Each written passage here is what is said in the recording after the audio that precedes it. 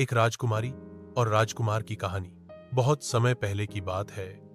एक दूर देश में, जहां ऊंचे पहाड़ थे और नदियां कल-कल बहती थीं, वहां एक सुंदर राज्य था जिसका नाम चंद्रपुर था। इस राज्य की राजकुमारी का नाम रत्नावली था। रत्नावली जितनी सुंदर थी, उतनी ही दयालु और बुद्धिमान भी थी। उसके लंबे काले बाल थे और उसकी आंखें तारों जैसी चमकती थीं।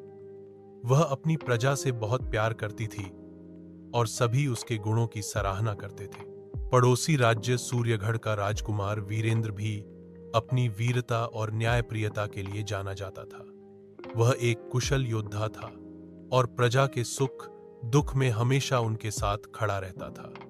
वीरेंद्र ने रत्नावली की सुंदरता और बुद्धिमत्ता के चर्चे सुने थे और मन ही मन उससे मिलने की इच्छा रखता था। एक बार चंद्रपुर में एक भव्य उत्सव का आयोजन किया गया। इस उत्सव में कई राज्यों के राजकुमारों और राजाओं को आमंत्रित किया गया था और वीरेंद्र भी उनमें से एक था। जब वीरेंद्र ने पहली बार रत्नावली को देखा तो वह उसकी सादगी और उसकी आंखों की चमक पर मुग्ध हो गया। रत्नावली भी वीरेंद्र के शांत स्वभाव और उसकी आंखों में दिखने वाली ईमानदारी से प्रभावित हुई। उत्सव के दौरान रत्नावली और वीरेंद्र को एक दूसरे से बात करने का अवसर मिला। उन्होंने कला, साहित्य और अपने राज्यों की भलाई के बारे में चर्चा की। उनकी सोच इतनी मिलती जुलती थी कि उन्हें लगा जैसे वे एक दूसरे को सदियों से जानते हों।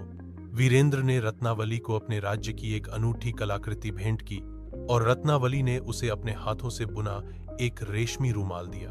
धीरे धीरे उनकी मित्रता गहरी होती गई और वे एक दूसरे के प्रति प्रेम महसूस करने लगे।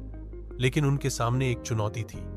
चंद्रपुर और सूर्यगढ़ के बीच कई वर्षों से एक पुराना सीमा विवाद चल रहा था, जिसके कारण दोनों राज्यों के संबंध तनावपूर्ण थे। रत्नावली और वीरेंद्र जानते थे कि उनका प्रेम इस विवाद को सुलझाने की कुंजी बन सकता है। उन्होंने अपने माता पिता से बात करने का फैसला किया। पहले तो दोनों राज्यों के राजाओं को इस रिश्ते पर संदेह हुआ, लेकिन जब उन्होंने रत्नावली और वीरेंद्र के गहरे प्रेम और उनके राज्यों के प्रति उनकी निष्ठा को देखा तो वे मान गए। उन्होंने यह भी महसूस किया कि यह विवाह दोनों राज्यों के बीच शांति और समृद्धि ला सकता है। एक शुभ दिन रत्नावली और वीरेंद्र का विवाह धूमधाम से हुआ।